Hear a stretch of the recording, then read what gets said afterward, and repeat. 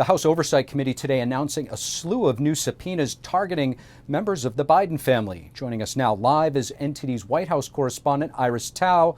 Good evening, Iris. What do these latest developments mean, and how is the White House reacting? Good evening to you as well, Steve. So today's move marked a significant escalation of House Republicans' ongoing impeachment inquiry into President Biden. Specifically, the House Oversight Committee today subpoenaed Hunter Biden, President Biden's brother James Biden, and their business associate Rob Walker, demanding they appear for depositions. The Oversight Committee has previously subpoenaed bank records belonging to Hunter and James Biden. But now the committee's chairman, Congressman James Comer, today said in a statement that, quote, the House Oversight Committee has followed the money and built a record of evidence revealing how Joe Biden knew and was involved and benefited from his family's influence peddling schemes. But the White House today calling it a baseless investigation. Watch. And has turned up zero evidence of wrongdoing by the president because there is none. But Republicans continue to double down on a baseless smear campaign against the president. The investigation into the Biden family was briefly stalled last month amid, of course, a prolonged speaker fight. But now, as they're back in business, Comer says he will be sending out more subpoenas later this week. Steve. Thanks for that, Iris. Meanwhile, on Israel, could you sort of tell us what's the administration's latest reaction on the ongoing war and the recent developments there? Sure. So Secretary of State Antony Blinken, who is in Japan today, met with foreign ministers of the G7 democracies, and they together called for humanitarian pauses in Gaza. But Blinken also reiterated his opposition to a general ceasefire in Gaza. Watch. All of us want to end this conflict as soon as possible, and meanwhile, to minimize civilian suffering. But as I discussed with my G7 colleagues, those calling for an immediate ceasefire have an obligation to explain how to address the unacceptable result it would likely bring about. Meanwhile, both the White House and Blinken today saying that they oppose any kind of Israeli reoccupation of Gaza, but adding that there might need to be some kind of a transition period after the conflict. Back to you. NTD's Iris Tao reporting from the White House. Thank you, Iris. Meanwhile, billions of dollars are flowing from foreign adversaries to our college campuses, exposing America to espionage and traditional American values, taking a backseat to disinformation campaigns from regimes like the Chinese Communist Party and even the Hamas terrorist group. How the House is taking action to shine a light on this pervasive foreign influence. We have NTD's Melina Wisecup joining us. Education is a battleground for influence over the next generation of Americans. And unfortunately, our foreign adversaries understand this very well. That's the heart of the issue that Republican Congresswoman Michelle Steele and Virginia Foxx are tackling with their Deterrent Act. It would require colleges and its staff to report even $1 worth of gifts given to them by foreign countries of concern. We know that the Chinese Communist Party is not giving money to these institutions for nothing. Maybe trying to get sensitive national security information. They may just be wanting to influence the way students think. An issue that lawmakers on both sides acknowledge, leading to a bipartisan vote to advance the bill to the House floor. What China has been doing in terms of intellectual property threat goes well beyond traditional espionage. The scale of threat is unprecedented in human history. To infiltrate their development programs or research programs, particularly when it comes to advanced military research. But China's subversion is only one piece of the puzzle. College students are directly impacted today with rising anti-Semitism.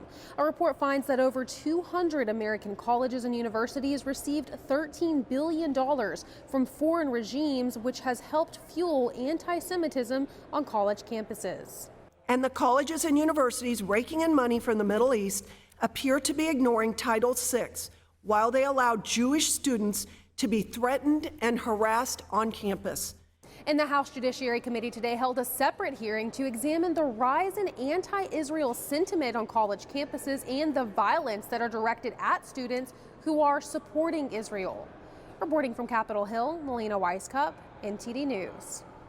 Turning our attention to yesterday's elections, last night Democrats celebrated some significant wins, and both parties are sizing up the political landscape for 2024. In Kentucky, Democrat Governor Andy Beshear was reelected, while in Ohio, voters chose to support abortion by adding protections to the state's constitution. In Virginia, Democrats swept both chambers of the legislature under Republican Governor Glenn Youngkin, this calling into question the future of politics for the Virginia governor, who some say has his eyes set on higher office. And NTD will be presenting a comprehensive breakdown of the third GOP presidential debate, with analysis coming up tonight at 10 p.m. Eastern, so stay tuned for that. What are the major takeaways of the state and local elections last night, and what do they tell us about the elections coming up in 2024? To discuss the election results and more, we sat down with Congressman Ralph Norman of South Carolina just moments ago. Congressman Ralph Norman, thank you so much for sitting down with us. My pleasure. Congressman, last night we saw several victories for Democrats in some key races. Do you believe the results have any implications on 2024, and what should the Republican strategy be moving forward? Well, abortion rights took front and center stage. The left has politicized the Supreme Court decision as one that takes away a woman's right to have an abortion. No, it just puts it back to the states. And that's what it has always been. They just took it out of the federal hands and put it in the 10th Amendment per the Constitution in the state's hands. And that's right. Each state can pass whatever abortion, language, law, whatever you term it, that they want. And so they picked up some wins. In Virginia, they maintained the Senate, took the House over. Kentucky was a surprise because you had an incumbent Democrat governor who beat a Republican. You would think in all states but Kentucky. Look what's happened across the whole country. But I think it shows that we've got to get the message out, and I think it shows that we've got to get involved in voter turnout. When you have a Democrat mayor in Rhode Island get elected, that shocked me, because look at any city across America, the Democratic-run cities, controlled by Democrat mayors and council, has train wrecked each city. Look at Portland, Oregon. Look at New York City. Look at Los Angeles. And it's just run by Democrats. So that kind of shocked me. But I think the poll numbers for Biden, I don't think it was a referendum on him. Politics is local, and it showed up in this race. That was going to be my next question, because it was surprising. Kentucky, specifically when you have the day before a very, I guess, damning poll, you would say, for President Biden. New York Times wrote an article on it with 5 out of 6 battleground states, him being down to Trump. So I guess, how does that factor in the polling? You just mentioned it. And also, if you could just kind of give us your idea on how Republicans should be messaging the abortion issue going into 2024. I think Nikki Haley said it perfectly. One is up. I'm pro-life. She's pro-life. But I think all the candidates and every Republican ought to, one, advocate leaving it to the states and come up with a plan. And I saw one report where they were trying to, anybody that had an abortion, they would face the death penalty. That's not right.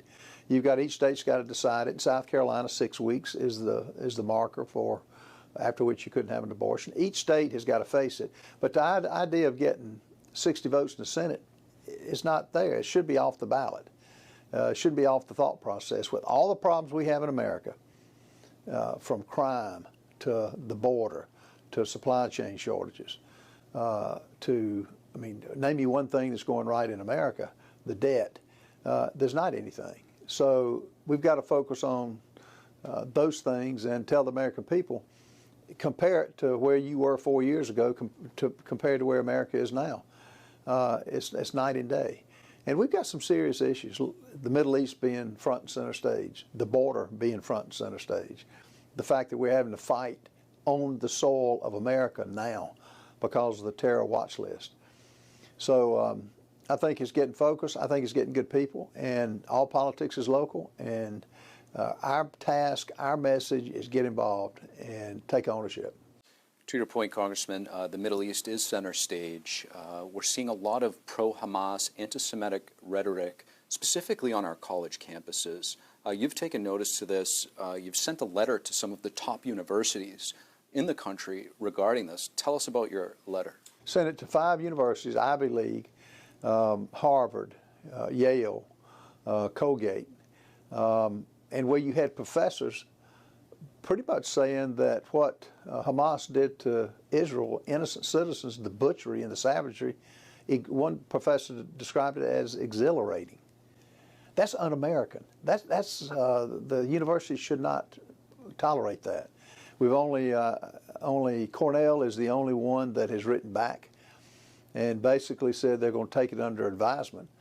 But when you have that kind of inflammatory language, what's the difference in that and getting in a movie theater and yelling fire? You put the whole country at risk, and it should be tolerated. The universities have gone woke over the last 30 or 40 years anyway. We've got to try to take ownership in that, and make sure you, before you send your tax dollars to a school that's advocating for countries that massacre innocent citizens, is not right, or condone professors that do that. So it's a wake-up call, and I think America will, hopefully, the American citizens will answer the challenge. Congressman Ralph Norman, thank you so much. My pleasure. Thank you. Thank you for watching the Capitol Report. If you want to see our full broadcast, check us out at epochtv.com.